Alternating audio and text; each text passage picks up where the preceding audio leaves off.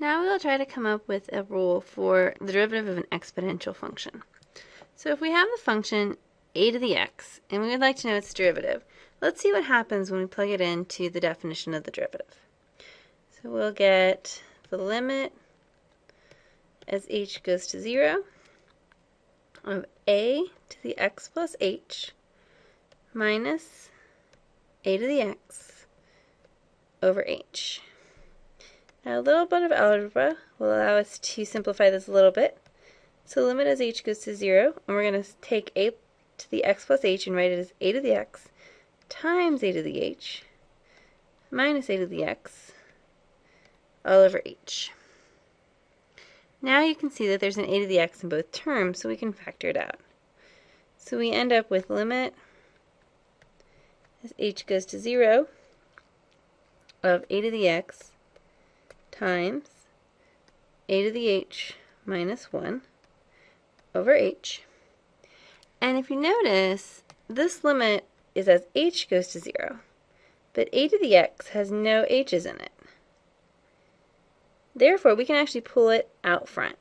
So we can say that this is the same as a to the x times the limit as h goes to 0 of a to the h minus 1 over h.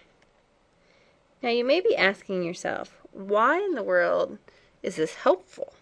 I mean, we still have a limit that we don't know how to solve. Well, the reason that this is good is because this actually turns out to be the derivative at 0 of this function. If you think about it, the derivative at 0 would be the limit as h goes to 0 of a to the h plus 0 minus a to the 0 over h. And since a to the 0 is just 1, these are all the same thing. So what we've been able to show here is that the derivative of a to the x is a to the x back again times its derivative at 0. So that's helpful, but it's not the whole story. Where can we go from here? Well, if we don't know what the derivative is at 0 of a to the x, we can't say much about the function of a to the x in general. But we could ask ourselves the question, for what a is f prime of 0 equal to 1?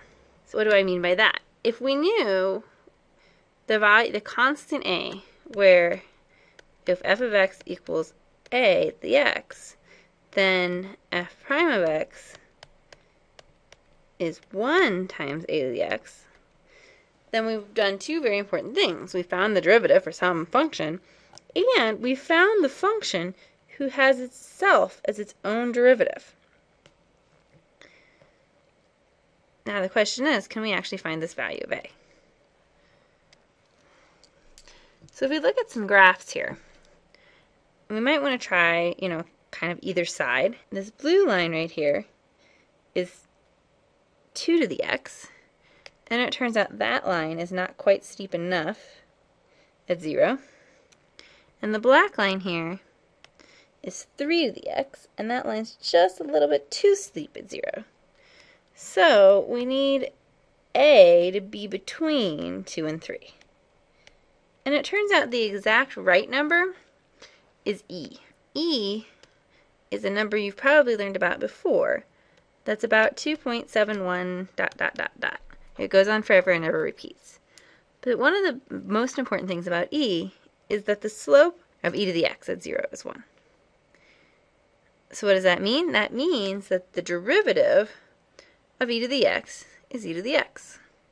So this is a new derivative rule that we're going to have going forward from this lesson. Now if you're still wondering, how do we find the derivative of a to the x? It turns out that that's actually a little bit more difficult. We're going to have to come back later and figure that out when we've learned a few more tools.